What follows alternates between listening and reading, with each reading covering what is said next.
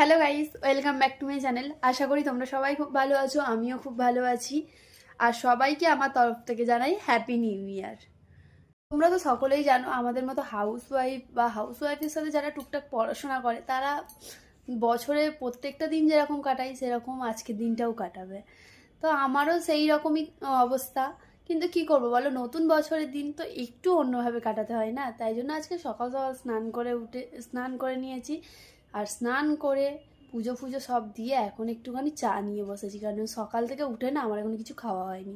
তারপরে না একটু চা খাওয়ার পরে ভাবলাম ঘরটা এত নোংরা হয়ে আছে, তো ঘরটা একটু পরিষ্কার করি। সেই জন্য আগে একটা ভালো কাঁচা বিছানার চাদর বিছিয়ে নেব বলে চাদরটা বার করেছিলাম। আর তারপর তো তোমাদের সাথে কথা বলতে বলতে ঘর গুছানোও আমার হয়ে গেছে, আর খাবার এদিকে রান্না করাও হয়ে গিয়েছে।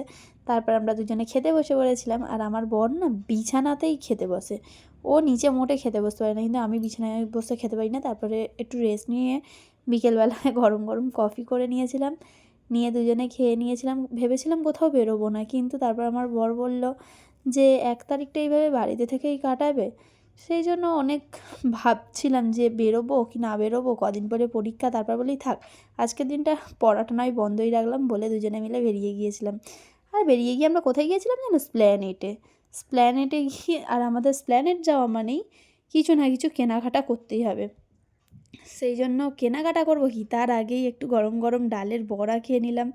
তারপরেই আমরা এই জিনিসটা খেলাম। এই জিনিসটার কি নাম না আমি শুধু ভুলে যাই জানো তো, কিন্তু জিনিসটা দারুণ খেতে লাগে আমার।